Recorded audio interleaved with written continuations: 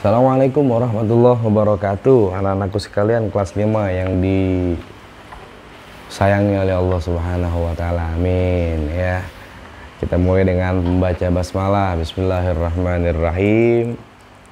Kita mulai bab 4, iman kepada kitab-kitab Allah. Kemarin kita udah bahas nabi-nabi dan rasulullah, cara mengimaninya seperti apa. Sekarang kita beriman kepada kitab-kitab Allah ya. Seperti biasa kita tadarus dulu secara tartil ya, agar mendapat keberkahan dari Allah Subhanahu wa taala.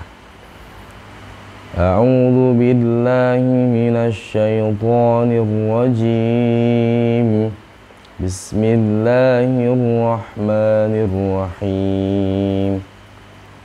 Amanar rasulu bima unzila ilaihi min rabbih wal mu'minun kullun amana billahi wa malaikatihi wa kutubihi wa rusulihi la nufarriqu baina ahadin min rusulihi wa qalu sami'na wa ata'na ghufranaka rabbana wa ilaikal masir. Shadaqallahul azim. Baik, beriman kepada kitab-kitab Allah. Kitab-kitab Allah ada berapa? 4 ya. Oke ya, apa saja kitab-kitab Allah? Nah, kita akan bahas. Baik, yang pertama iman kepada kitab-kitab Allah ya. Ini termasuk rukun iman yang ketiga ya, beriman kepada kitab-kitab Allah Subhanahu wa ta'ala. Wajib kita imani kitab-kitab Allah, kita percaya ya. Caranya gimana? Ya, kita pelajari agar kita tahu, agar kita bisa yakin terhadap kitab-kitab Allah tersebut. Nama-nama kitab Allah dan Rasul penerimanya ya.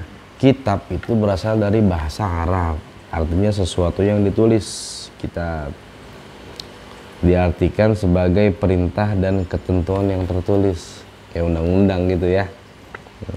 Adapun semua perintah dan ketentuan yang telah Allah Subhanahu wa taala berikan kepada para nabi dan rasulnya merupakan wahyu Allah Subhanahu wa taala. Kemudian setiap wahyu yang diturunkan itu disusun ke dalam dituliskan ke dalam mushaf ya, lembar-lembaran dan kitab-kitab. Jadi yang dimaksud dengan kitabullah adalah segala ketentuan dan perintah Allah Subhanahu wa taala yang tertulis dalam suatu kitab atau mushaf. Itu namanya kitabullah, segala perintah dan ketentuan Allah yang ditulis dalam kitab atau mushaf ya, gitu ya. Itu kitabullah. Nah, di sini ada 4 nama kitab beserta rasul penerima. Yang pertama kitab Zabur, diturunkan kepada Nabi Daud alaihissalam. Zabur, kemudian Taurat diturunkan kepada Nabi Musa alaihissalam. Nah, Injil itu diturunkan kepada Nabi Isa alaihissalam, dan Al-Quran diturunkan kepada Nabi Muhammad sallallahu alaihi wasallam.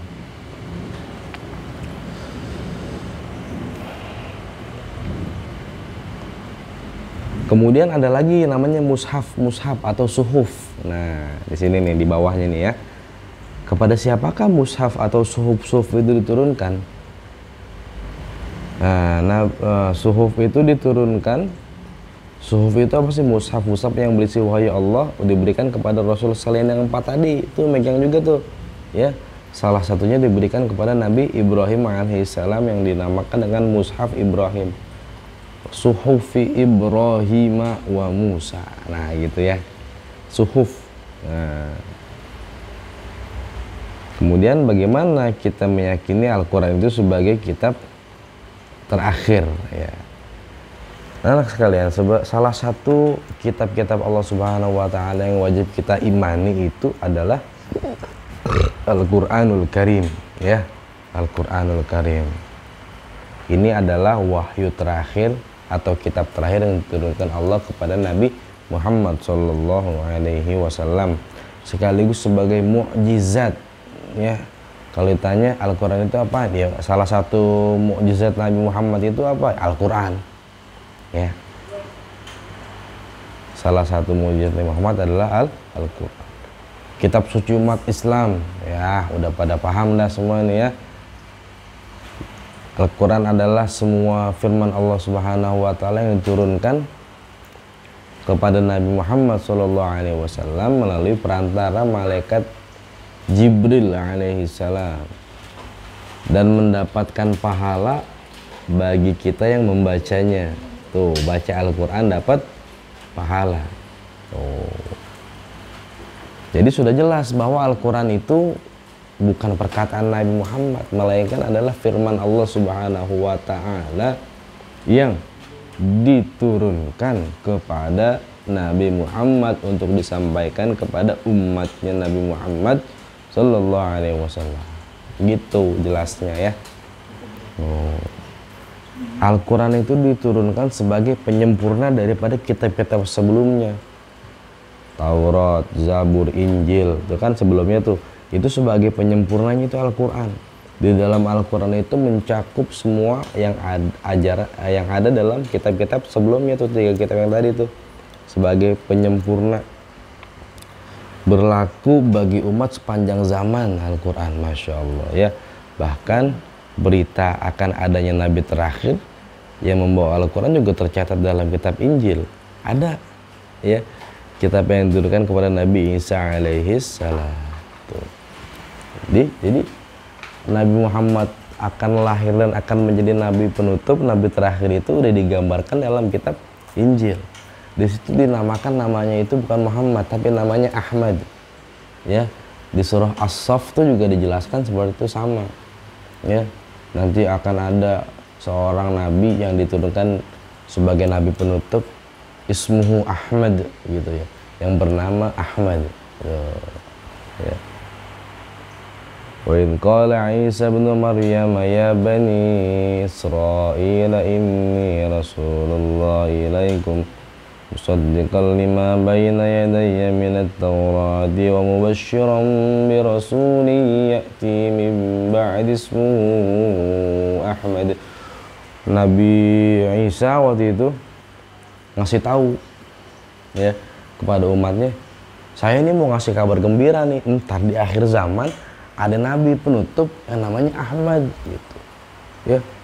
Tapi pada nggak seneng gitu, tapi digambarkan dalam kitab Injil gitu ya. Di Al-Quran di surah As-Saff tuh digambarkan, diceritakan ya apa yang ada di kitab Injil. Masya Allah, berarti benar ya, Al-Quran ini penyempurna kitab yang sebelumnya gitu. Anak-anakku sekalian, nah dalam Al-Quran ya itu dibagi dengan 3 tahapan. Ada tahap pertama ya, Allah proses penurunan Al-Quran nih. Yang pertama, Al-Quran, Allah menurunkan Al-Quran ke Lauh Mahfuz, Lauhil Mahfuz ya, diturunkan Al-Quran oleh Allah ke Lauhil Mahfuz secara seluruhan sekaligus.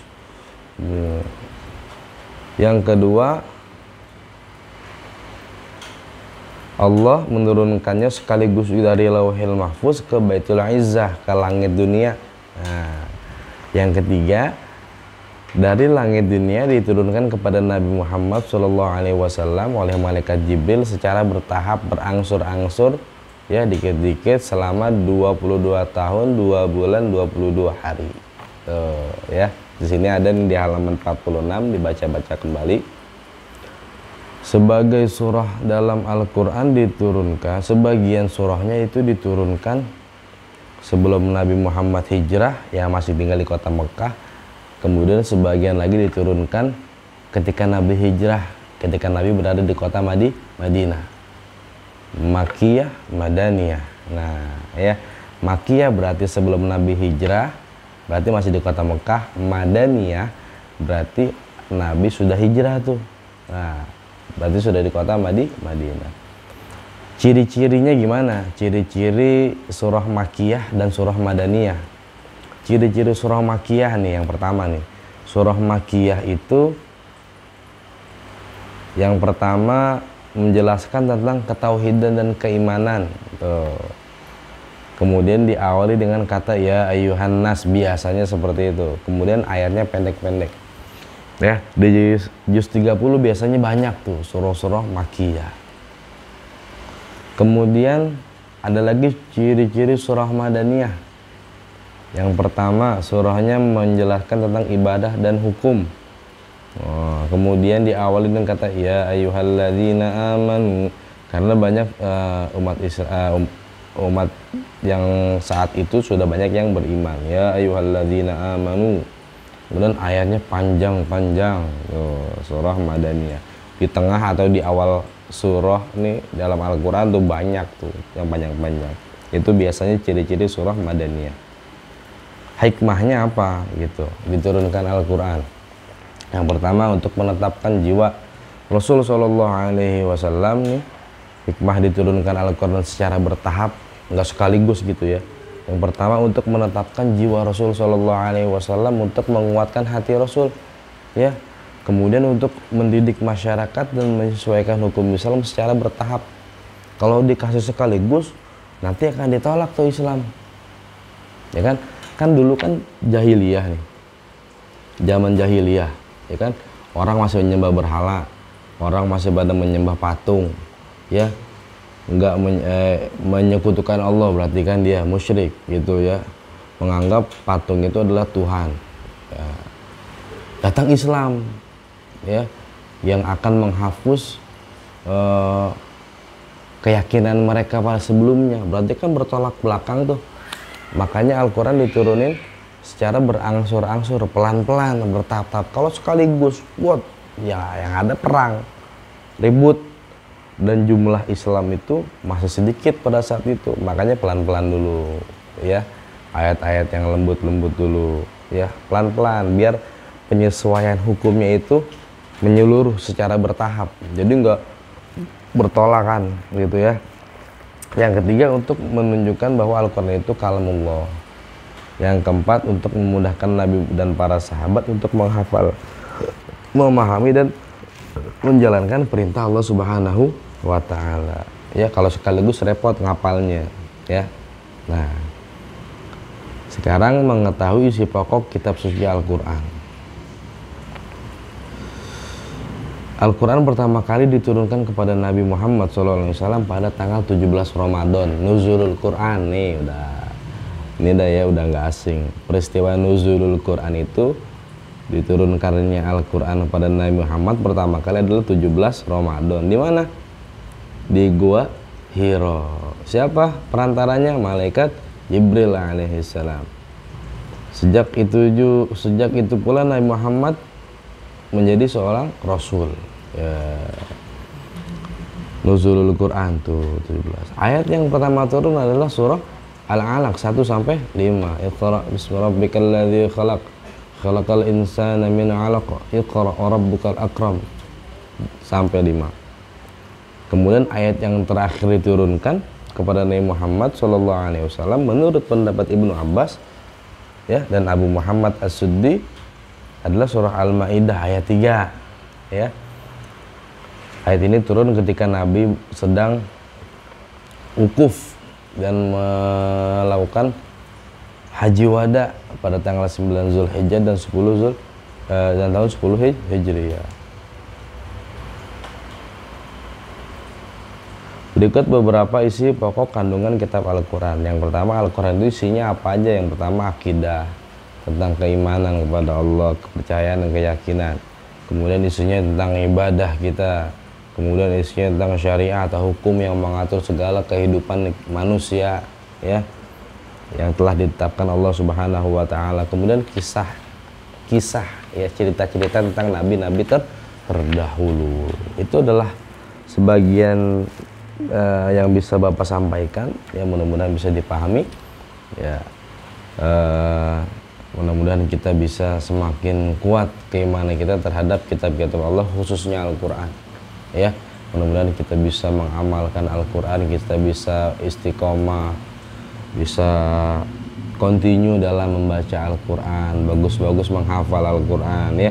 Bapak dengar Al-Falah nih, banyak yang tahfiz, mudah-mudahan pada bisa jadi hafiz dan hafizah ya, anak-anak Bapak nih ya. Yang ngafal terusin ngafal ya, yang belum ngafal ayo mulai menghafal, yang bacanya masih belum lancar ayo ngaji biar bisa bacanya lancar. Nggak ada yang putus asa, nggak ada. Yang belum bisa ayo belajar biar bisa, yang udah bisa ayo tingkatkan lagi biar lebih lancar, yang udah lancar mulai menghafal, yang menghafal terus tambah hafalannya. Mudah-mudahan diberikan keberkahan oleh Allah Subhanahu wa taala. Itu saja yang bisa Bapak sampaikan. Assalamualaikum warahmatullahi wabarakatuh.